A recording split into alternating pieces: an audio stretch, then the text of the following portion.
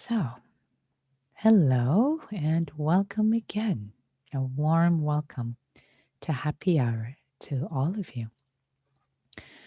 So, for our practice together today, um, I thought it's appropriate as we are approaching the end of this very eventful, this very challenging year for so many people to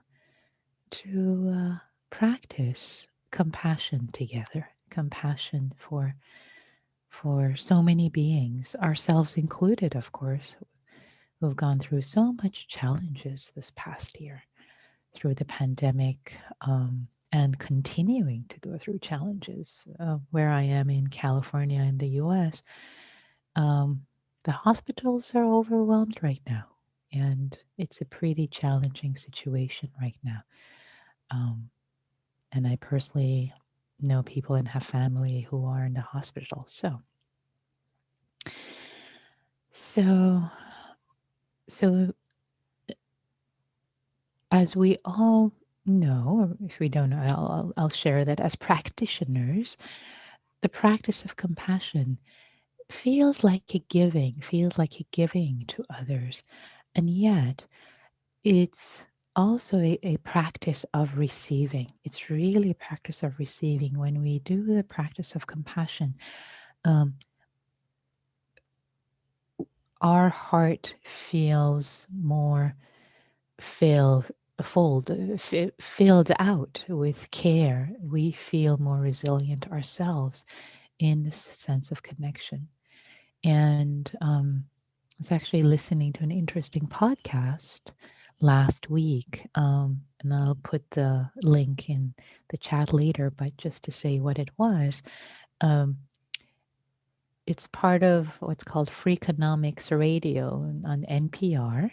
And the title of the theme was The Compassion Crisis. Compassion crisis, and specifically to refer to the compassion crisis in healthcare in the US, where many doctors, many nurses, um, not really being taught, not really being supported in compassionate practice, how there is a sense of burnout. Both their compassion gets burnt out, and also they feel burnt out. And these two researchers, both clinicians, doctors, as well as researchers, they really unearthed lots of research that has been done on compassionate care, on compassion, or what is termed as patient-centered or patient-centric practices that really show how not only patients feel better when there is, and they're actually not just feel better, but there's really outcome, there's clinical outcome that's measured for patients, that when the practitioner is expressing compassion, um, that the outcomes are actually improved. Not only that, but actually what's called helper's high, again in this literature, helper's high, which we know of as practitioners. The helper's high is when a clinician is more compassionate, they feel better. They feel better themselves. They have less burnout, less depression, etc., etc., etc. So, and they feel better about their work. And so these researchers wrote this book called Compassionomics, the economics of compassion, which again, knowing the healthcare system, etc., needing to have numbers, really showing how outcomes are better when there is heart, which of course you go, duh, yes, of course. We know this as human beings. And yet it's interesting, I think, for me also as a scientist to um, um, to consider that, yes, of course there is data, and I'm delighted and grateful that there are people who are looking at the data and bringing up the data to convince others who might think, oh, it takes too much time to be compassionate. Actually, it doesn't. It turns out it takes no more time to be compassionate. But anyway, so I'll yeah. And I know that at least one of you here at Happy Hour, one of you is a practice is an MD who works in the COVID ward right now, and I really honor. And you just messaged me. I appreciate that. That's one of your dreams, to bring more compassion into healthcare. Um, and yes, there's definitely a lot more burnout right now. You say with COVID. Yes, I appreciate you bringing that in from the inside, Megan, and just really appreciate your service and your aspiration to bring more compassion into healthcare. So, so with that, I wanted to invite us into the practice of compassion tonight, to cultivate it in our heart, and whether or not we are in a caregiving professionally, we're all in a caregiving profession. We're all human beings. We all have people we care about. We all have people who are in distress, maybe not with COVID, but different challenges in life. So, practicing compassion, supporting them, supporting ourselves, supporting this connection, this human connection that we have. So, and I see another question about the HH Google group, which I'll come back to later, Ben. Okay. So I'd like to invite us now to get into our meditation posture.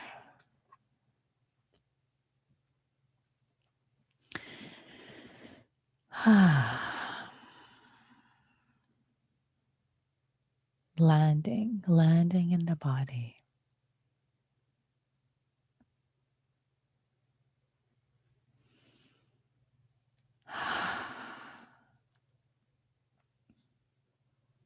Coming present in this moment.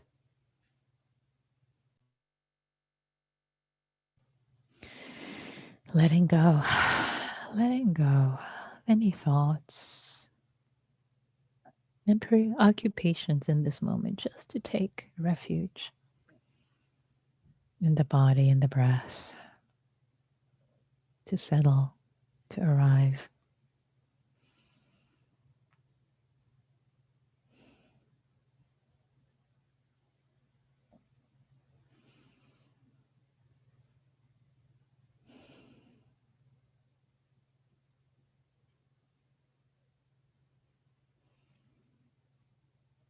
Feeling our feet, our legs connected to the earth.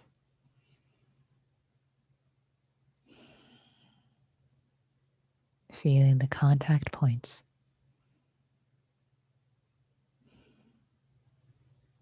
Intimately.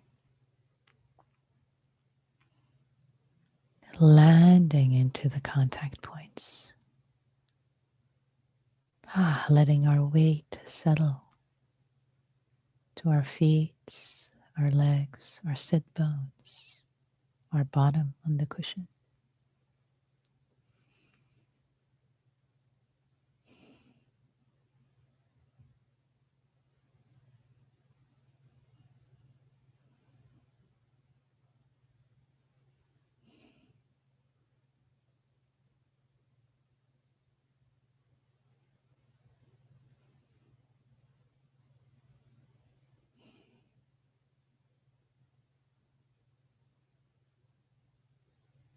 Inviting our abdomen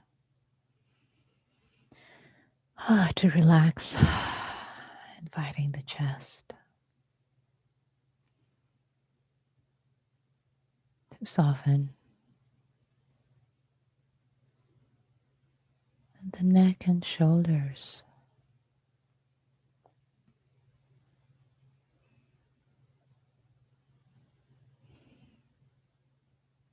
to drop their weight and offer up any tension they've been holding.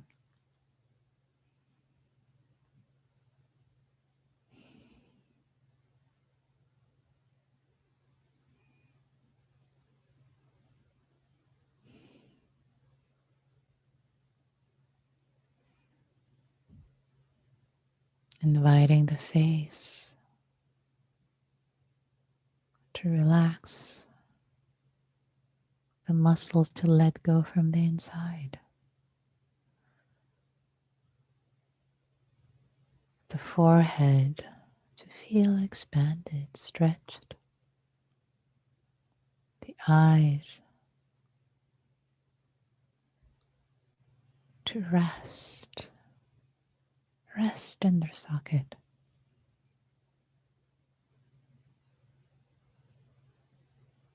The jaw muscles, facial muscles from the inside.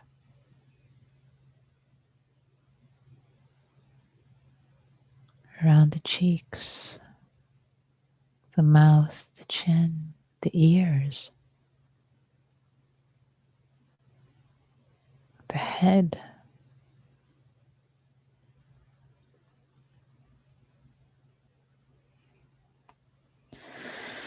Whew. To let go, to relax from the inside.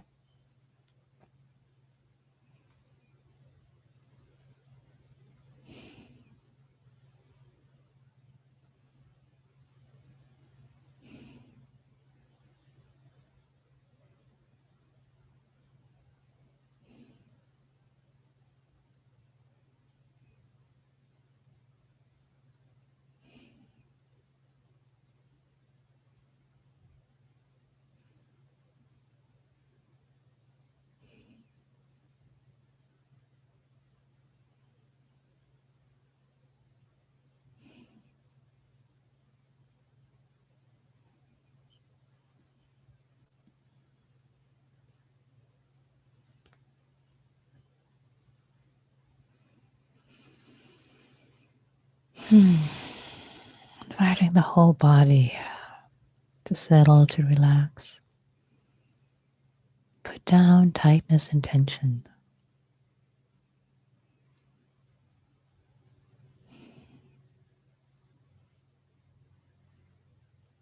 And receiving a soft, relaxed body, receiving the breath. Letting the breath be received.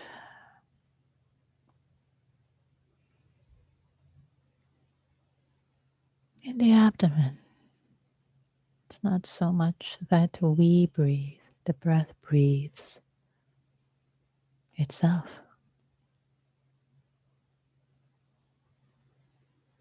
Just receiving, being aware that it's happening.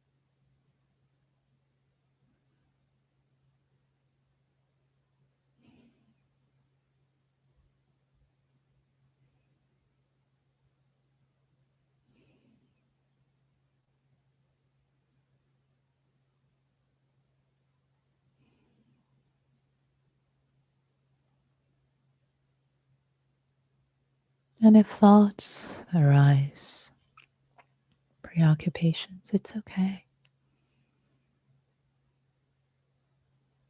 No need for any judgment.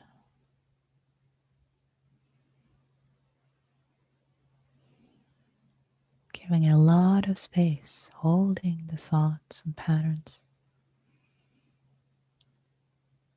A lot of space. Space of awareness.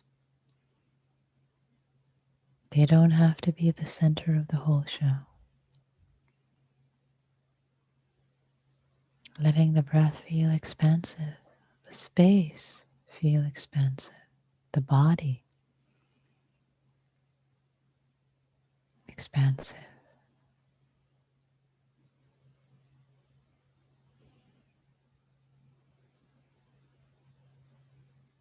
And thoughts just settling, falling maybe like leaves on the trees in the fall, just dropping to the earth and settling.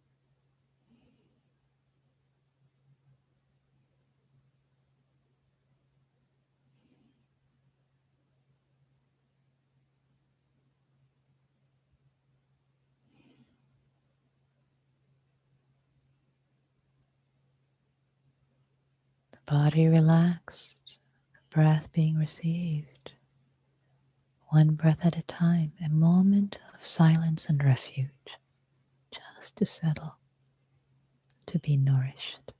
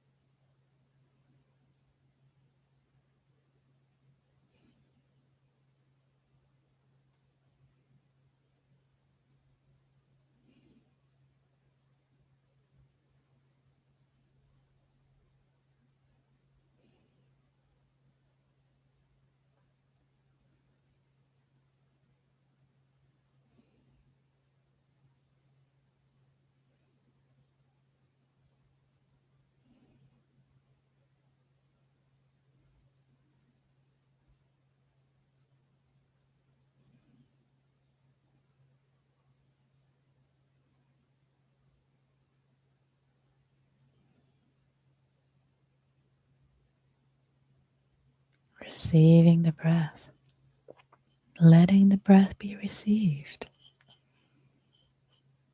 in the abdomen and also in the chest and your whole trunk.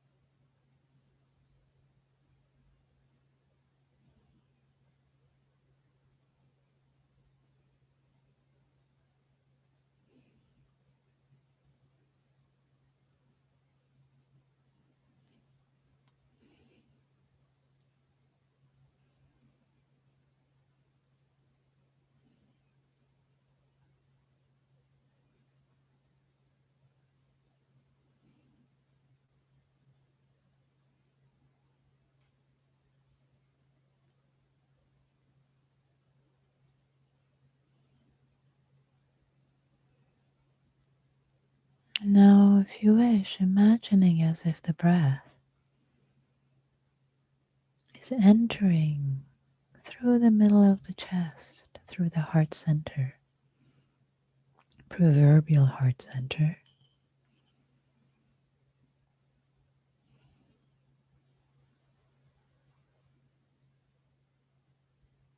This life-giving breath, this gift entering through the heart center.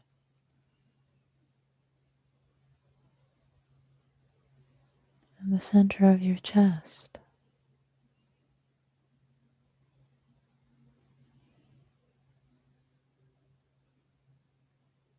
Receiving this gift.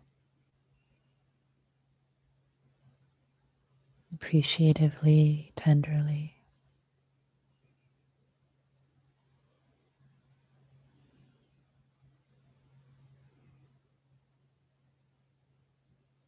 Feeling more awakened. Feeling more alive. Your heart feeling more present.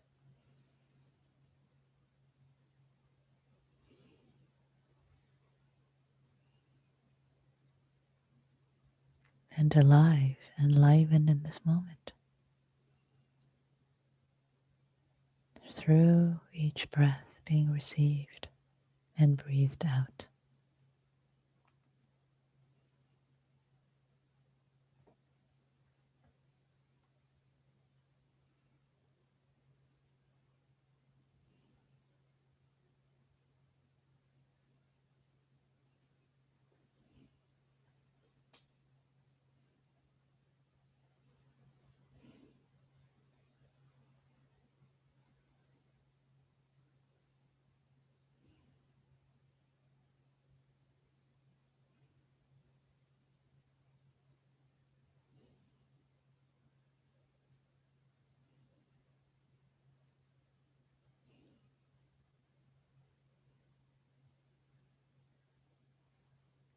Heart feeling more expansive.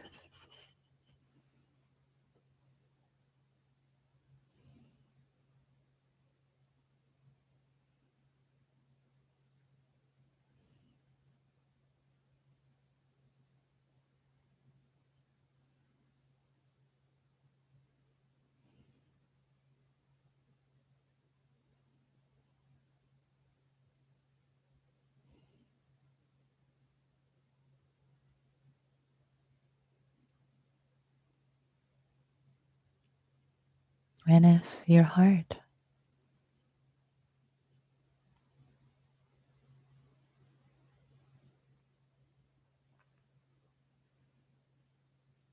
contained a holy fire, feeling the fire enlivened,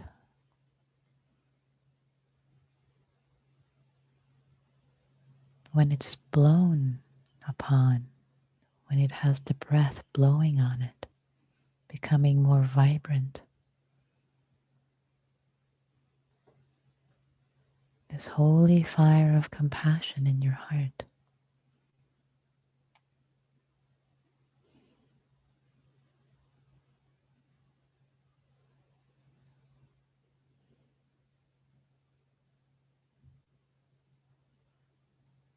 Feeling bright, calming yet powerful.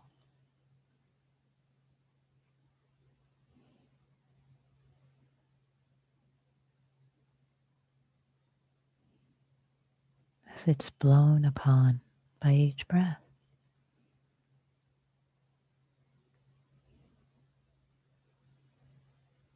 The light of this fire shining.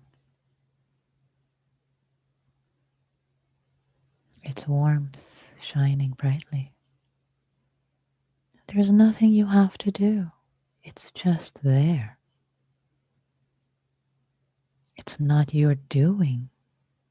You're just witnessing, observing. The breath is being breathed.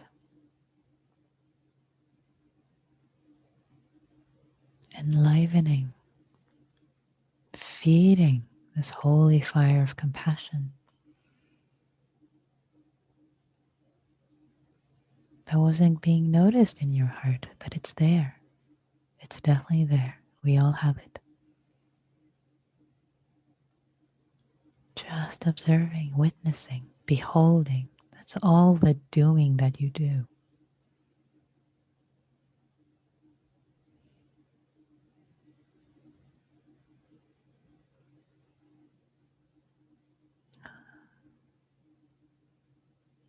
Witnessing, appreciating.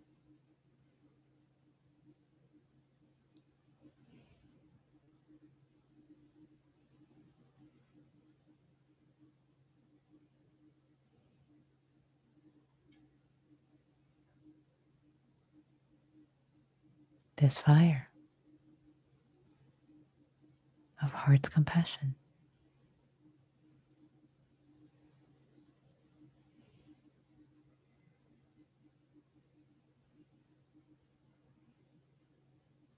And now I'd like to invite you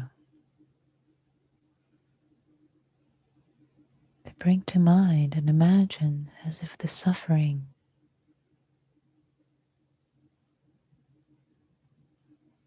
in the world, suffering of those whom you know, whom you care about dearly, and those you don't know, and your own suffering.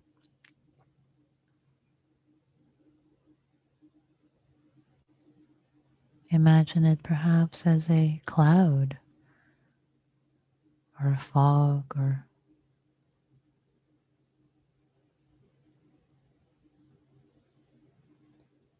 smoke that gets breathed in naturally, gets breathed into this heart center, this holy fire, and it gets transformed with each out breath that's breathed out. The suffering has been transformed into well wishes, well being, goodness, into light, and is breathed out onto the world, onto the people that you care about, people you don't know who are suffering in this moment. And maybe even yourself, if you are suffering in this moment.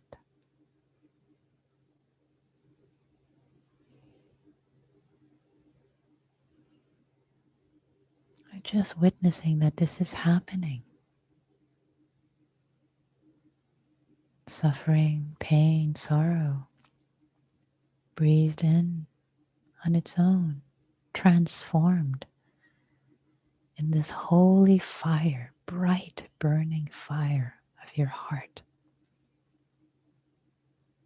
This powerful incinerator gets transformed into healing, into goodness, into peace, into love. And with the out breath, it gets breathed out, bringing solace,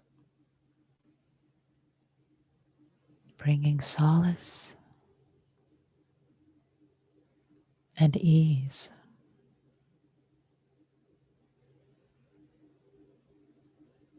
Unto others, unto the world.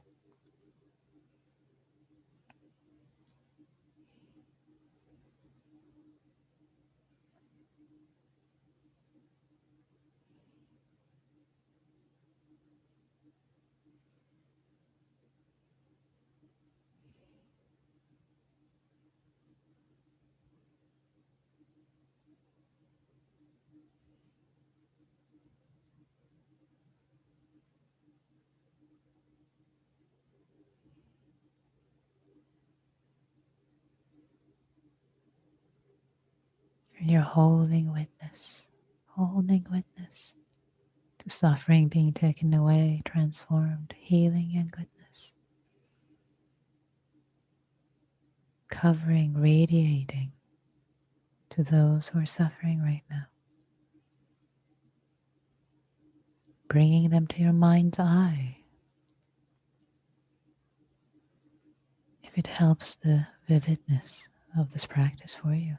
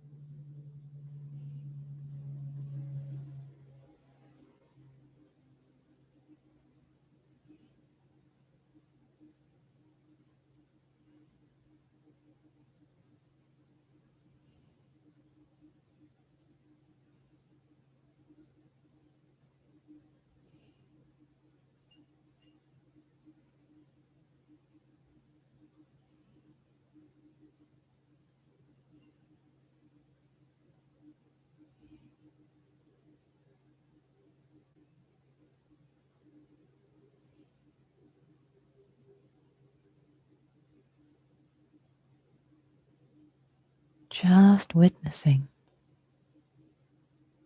not making it effortful.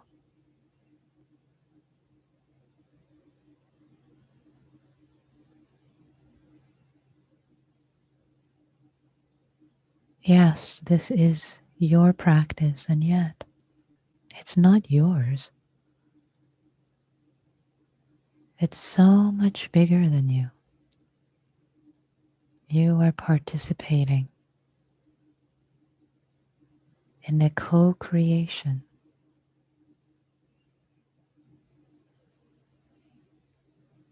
witnessing your part.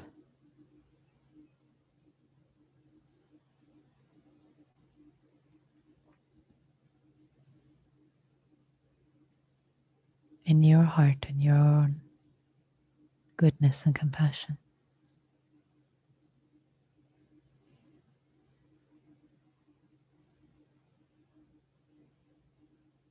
as part of a bigger whole.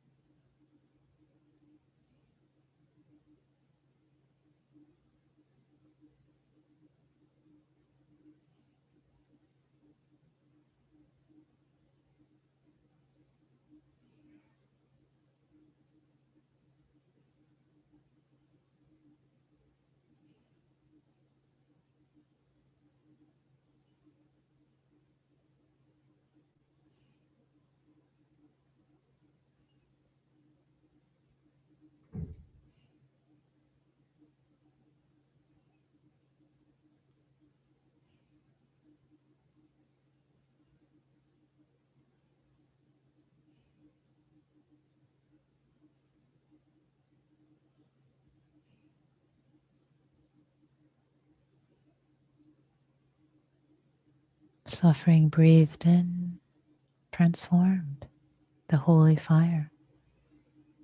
Peace and solace breathed out.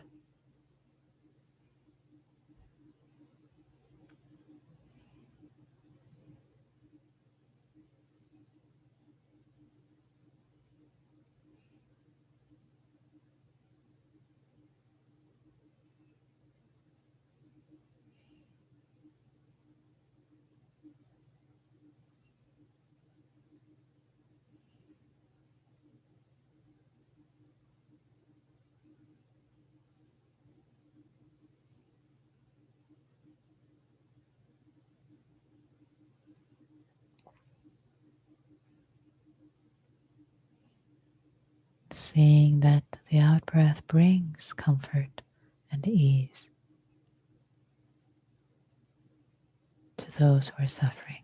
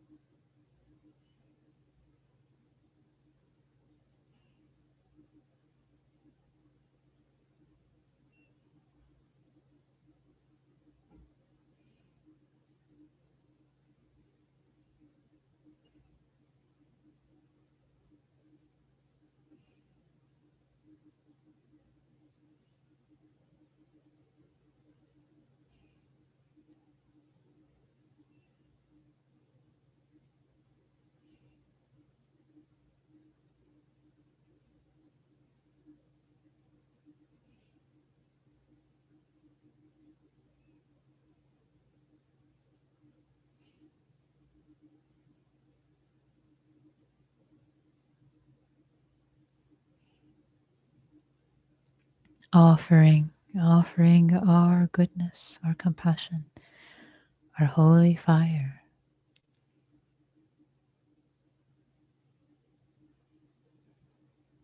to the goodness, to benefit of all beings, dedicating our goodness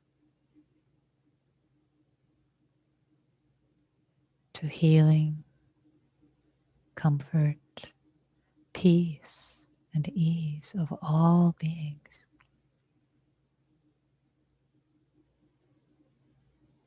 Our dedication, our contribution, offering up our heart's goodness, cultivation of our heart's goodness. May all beings everywhere be at ease,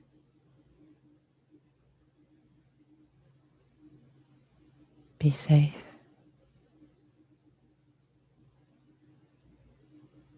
be happy, be healthy, and take care of themselves happily.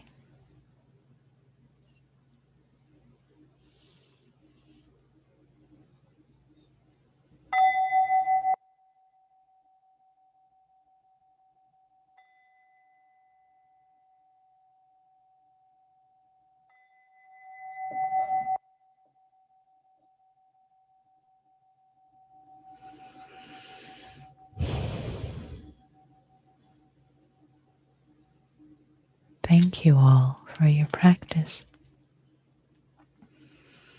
Just to say a word or two about this practice, as many of you might have recognized this practice, it's the practice of Tonglen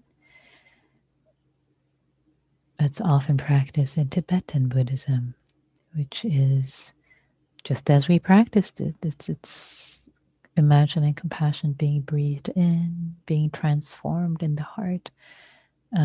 Sorry, did I say compassion? I meant suffering. Suffering being breathed in, being transformed in the heart, and ease, goodness being breathed out onto the world. And it can be a very powerful practice. It can at first also be a challenging practice. So if it was challenging for you, it's okay. Hang in there. And it can, when it really ignites in a way, and just using a lot of fire metaphor tonight, can be such a powerful practice because there's a sense of you, whoever you are not doing this. It's not, when it's forceful, it's like I'm breathing, I'm bringing healing, I. There can be so much ego in it. Whereas it's a sense of containing this holy fire, this beauty of the heart, and seeing the suffering being breathed in, transformed, being breathed out. Yes. And so most of the seeing or imagining is there, and seeing the people who are suffering being soothed. It's not so much a doing, but really witnessing. And it can feel so powerful. It can feel so transformative, as if with every breath, it can feel like, oh, with every breath, there's a cultivation of goodness. There's a bringing of peace and ease. And it fits into other dimensions of holding presence, into dimensions of just with your breath, just with your presence, bringing succor, bringing healing to others. So when we really feel into this practice, we can actually also practice one-on-one with others who are suffering. Say loved ones who are suffering, or say on their deathbed, and just breathing and holding space, trusting that with a sense of breath, there's a sense of peace and ease and cultivation.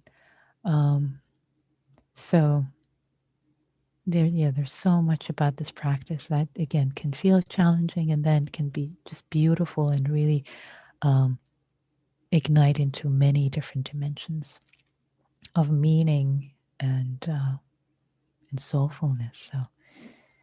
So I have a couple of minutes for reflections, if you like to share them in chat or raise your hand.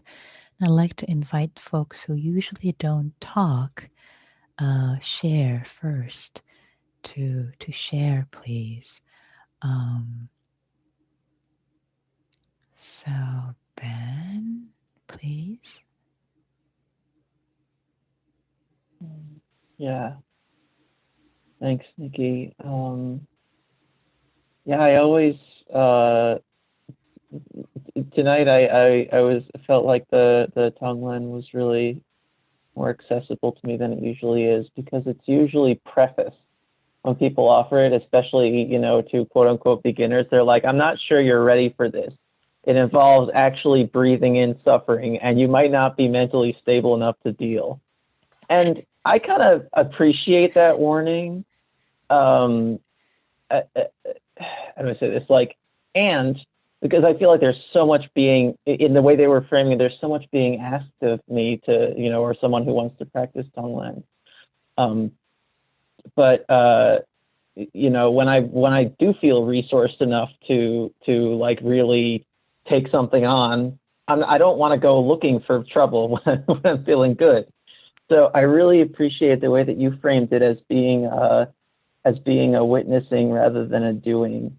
Actually, during the sit, the way that I saw it was not necessarily that like the world is doing it and I'm just watching, but it was more like, wait a minute, I'm already doing so much work in my life that already is having the effect of transforming bad stuff into good stuff. I just sort of tuned into that. It was like, it's already happening. The fire is already happening. It was really nice. So thank you, Nikki. Nice. Thank you. Thank you so much, Ben, for saying that, and really highlighting different ways that this practice can be taught. And I have witnessed and been taught that other way that you're doing it, and it's you. And I found that challenging too, for both, for many people. And I think this way of oh, there's a heart, and there's a heart, and this transformation is happening, and this idea of witnessing can also feel like a co-creation, a participation. You're participating in the witnessing. Of course, so you're part of it. It's not like it's happening. So there's a sense of co-creation of compassion, and yet it's not all up to you, which is kind of similar to, say, the bodhisattva vow.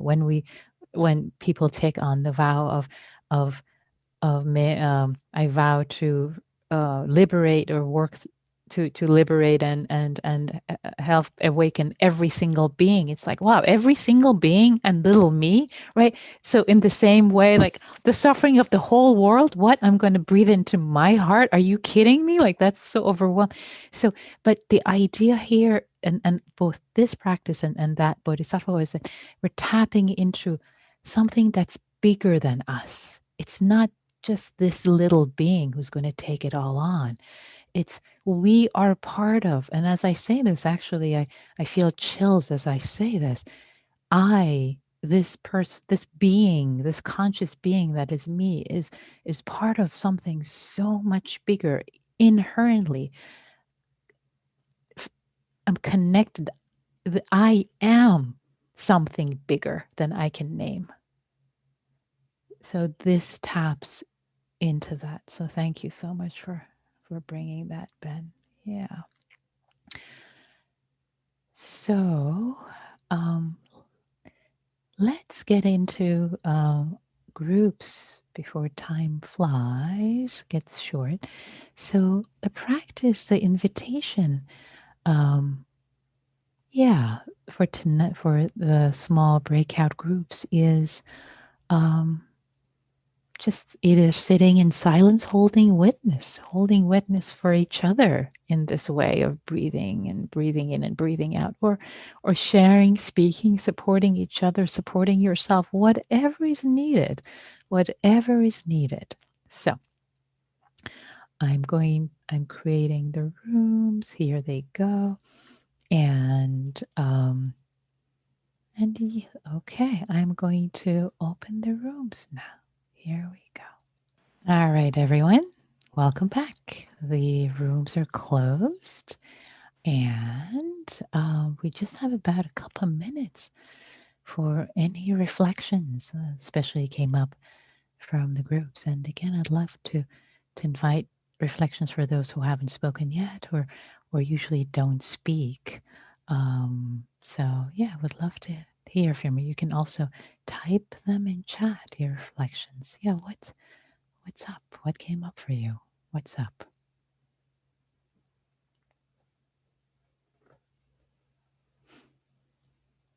And there's no such a thing as awkward silence when you're a practitioner. When you're a practitioner of meditation, there's no such a thing as awkward silence. It's just silence. Silence is fine. We're comfortable being in silence.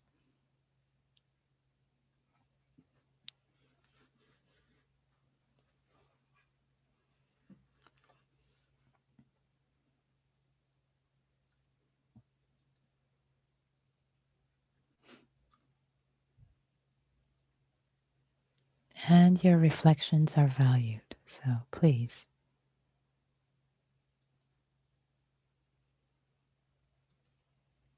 Clark.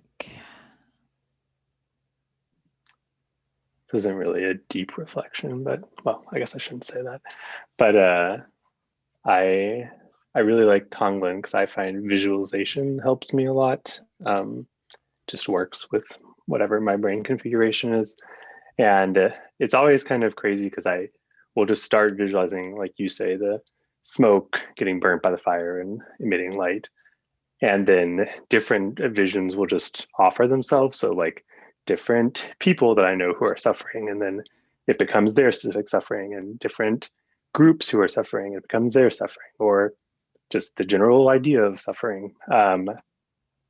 And tonight I was imagining at one point like a group of people, and then I felt myself like this golden Buddha statue that was just blowing out this light. It kind of like maybe Beauty and the Beast, some Disney movie where there's like this light that washes over and everybody goes from being angry to like, like transforms. it was just a fun image, so I thought I'd share It's lovely. That is just lovely. Thanks for sharing that, Clark. It brings a smile to my face. And also what I'm loving about the image that came up for you, was evoked for you, is actually both, you talk about the fun nature of it, yes, which is great. I think we always have to have fun with this practice. We take it way too seriously. If it's not fun, it just becomes kind of boring. But besides the fun factor, I love the image that came up for you as this golden big Buddha. That's you. It's both you and not you. It's your inner Buddha. It's this being as a Buddha, having this large golden Buddha. So that's what a beautiful embracing of the capacity of this heart. So lovely. Thank you for bringing that in. Great. So, yeah. So, it's 7:02, and I'll bring the evening to a close. I'll just say one quick thing. Earlier, Ben had asked about a clarification of how public the Google group is, and just to say that it is only for people who are part of the happy hour Sangha uh, at this time. So, and then if you have more questions, please stay. And I'm just going to stay a couple of extra minutes after I formally close if anybody has questions about anything. Um, and are we meeting tomorrow? Yes, we are. You are meeting tomorrow. Diana will be here doing happy hour. Yay. And just to say, after that, so 7 p.m. California time, happy hour ends 7:30 p.m. California time. And there's another event at IMC, which celebrates the New Year's Eve, whatever time zone you're in, but which I trust will be a lovely event. Antonio Weiser, a dear, dear being, is going to be teaching that. So if you wanted to join for that, information is on the IMC calendar. It should be fun and lovely. So yes, Happy New Year to everyone. So I will bring this session to a close by thanking all of you for your practice. And given that this is the last session of the year of this 2020 that I'm teaching, just there's a sense of sweetness. I mean, there's going to be more sessions in 2021, maybe. Well, who knows what's happening tomorrow, whether we all wake up or not. But anyway, if it all goes according to quote unquote plan, if I'm not hit by a truck, I'll see you in 2021. But gratitude for many months of sharing this beautiful practice together. May all of our practice together, the goodness that's generated, the merit be a cause and condition for beauty, grace, awakening, ease, love in the world for all beings everywhere. May all beings be happy. May all beings be free, including ourselves.